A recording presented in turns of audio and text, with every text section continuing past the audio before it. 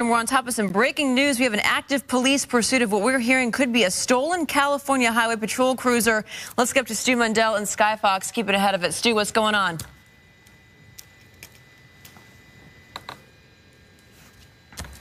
Nope, you know what? We're having real bad problems with the IFB. We're way up in the Antelope Valley right now, and you can see that this is a stolen California Highway Patrol vehicle. Now, this is happening right now. We're heading eastbound on the 138, and this came up the 5 freeway. When he was on the 5 freeway, this vehicle was reaching top speeds of 130 miles an hour at some points. Now, the person behind the wheel, clearly not an officer of the law, and they are saying that this person has some problems, let's say, with addiction and other issues and depression. Now, the California Highway Patrol, they are behind this vehicle in force, and they're also making phone calls and talking on the radio and trying to get ahead of this chase. Now, we've been on this long straightaway. That vehicle really has kind of slowed down, as it would be, that we've seen this vehicle moving well into the 100 miles an hour. At this point right now, we're actually going to be about 72, 73 miles an hour. I'm going to try to bring up the map because I'm sure somebody's going to want to see that for sure.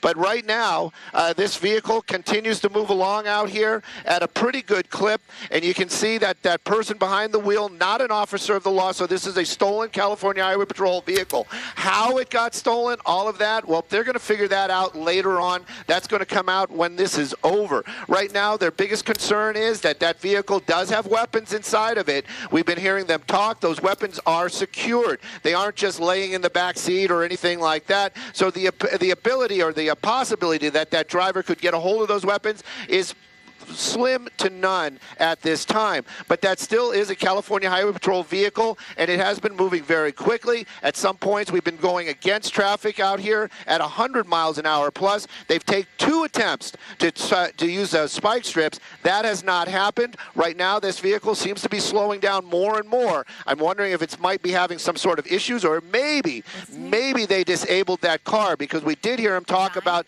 that possibility as well. He did slow down, and you can see some officers right there. I'm going to listen in, see if he did hit that spike strip.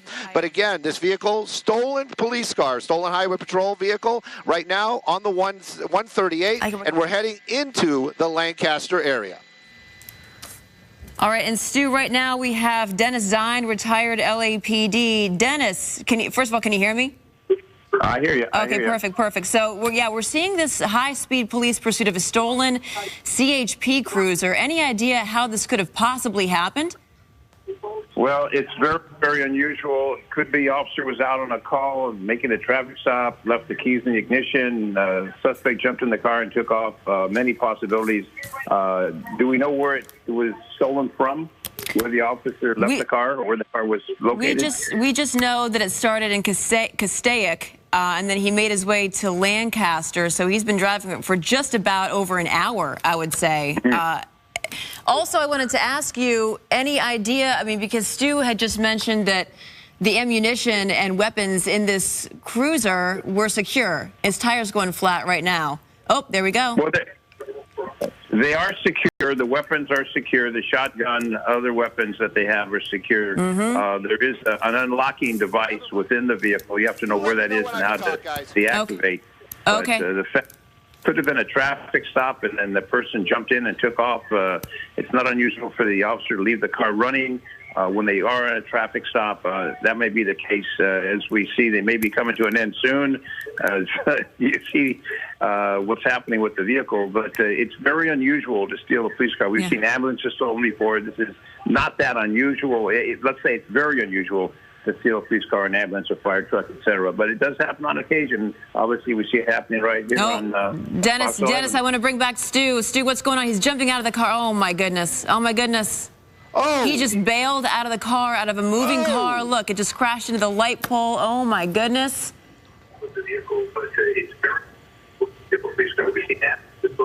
Stu, what are you seeing right now? I know we're blurring things out a bit because we don't exactly know what's going on, but he just bailed going about 70 miles an hour. He jumped out of that vehicle at about 70 miles an hour, leaving that vehicle to go on its own. It hit that power line right there. They do have power lines down. We haven't seen any sparking or arcing.